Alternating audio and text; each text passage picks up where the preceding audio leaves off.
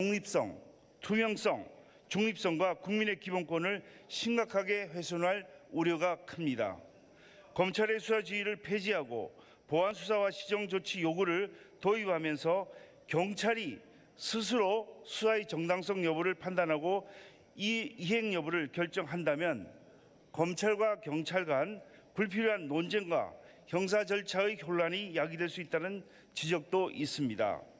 체포, 구속, 압수수색 등 강제 수사 후 불기소 판단한 사건도 경찰이 자체 처리 종결케 하여서 인권 침해 우려에 대한 목소리도 커지고 있습니다. 그러나 정부와 여당은 대한민국 형사사법 체계와 수사기관을 국민이 아닌 정권 유지의 도구로 활용하기 위해 인사권을 가진 청와대가 각각 분리된 수사권을 가진 공수처와 검찰, 경찰을 줄세우게 하고 각종 수사를 자신들의 입맛대로 좌지우지하기 위해 혈안이 되어 있습니다. 지난 지방선거에서 울산시장 선거를 보십시오. 청와대가 검찰을 통해 개입이 되고 있다는 점이 문제가 되어서 현재 수사가 받고 있지 않습니까? 검찰 수사 지휘 단계에서 경찰의 무리한 수사가 문제가 제기될 수 있지만 향후 수사 지휘권이 폐지되면 그 견제 기능마저 사라지고 말 것입니다. 경찰 수사에서 부실한 수사, 봐주기 수사, 편파 수사, 사건 몰래 덮기와 같은 문제가 발생해도 이를 막을 수가 없게 되는 것입니다. 향후 그러한 문제가 발생한다면 그 책임은 반드시 오늘의 여당과 그 연합 세력에 있다는 점을 반드시 기억해야 할 것입니다. 사법경찰의 수사 결론과 검찰의 처분이 다른 사건이 재작년인 2018년도만 해도 3만 5천여 건에 달하고 있습니다. 이런 상황에서 수사지휘권을 폐지하고 경찰에 사건 종결권을 부여할 경우 우리 사회는 오히려 더 큰 혼란에 빠질 것입니다.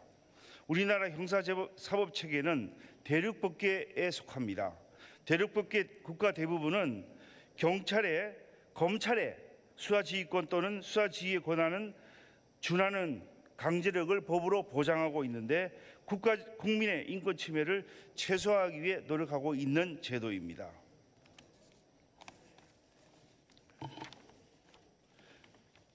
문재인 대통령은 권력형 비리가 있다면 엄정하고 공정하게 수사해달라고 불과 5개월 반 전에 윤석열 총장에게 임명장을 주면서 당부를 했습니다. 그러나 청와대의 울산시장 선거 개입 의혹, 유재수 전 부산부시장에 대한 감찰 무마 의혹 수사를 지휘하는 한동훈 반부패 강력부장과 박찬호 공공수사부장을 비롯한 윤석열 총장의 핵심 참모진이 교체되었습니다. 권력 스스로 수사망에서 벗어나고자 억지로 인사를 하는 좌천성 인사이고 현 정부를 겨냥한 수사의 지휘부에 대한 경질 숙청입니다. 적폐 수사를 할 때에는 검찰에 힘을 실어주더니 살아있는 권력에 대해 검찰이 칼을 들이대니 바로 좌천을 시키면서 현 정부를 건드리면 불이익을 주겠다는 메시지를 주고 있습니다.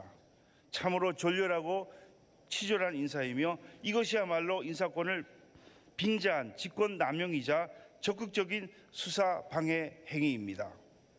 오늘 보도된 내용에 따르면 추미애 법무부 장관의 1월 8일 검찰 인사에 대한 여론조사 결과 잘못했다는 부정평가가 47.7%로서 긍정평가보다 앞서는 것으로 나타났습니다.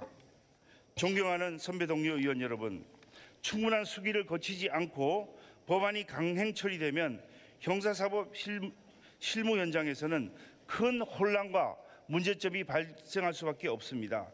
또한 그 피해는 고스란히 국민의 몫이 될 것입니다. 이미 연동형 비례대표제와 공수처법 강행 처리로 우리 사회가 큰 혼란에 빠졌습니다. 국민들은 잘 알지 못하는 선거제도, 정권 연장을 위한 수단으로 강행 처리한 공수처법은 국민들의 거센 반발을 불러일으키고 있습니다. 연동형 비례대표제 선거법 개정안은 헌법의 국민 주권주의 원칙에 정면에 위배되는 제도라는 비판을 받고 있습니다. 헌법상 직접 선거 원칙, 평등 선거 원칙에도 위배됩니다. 투표장에 들어가기 전에 자신이 투표할 후보자 개인과 정당에 대해서 명백히 이해해야 하는데 개표 결과도 국민의 선택과 일치해야 하지만 연동형 비례대표제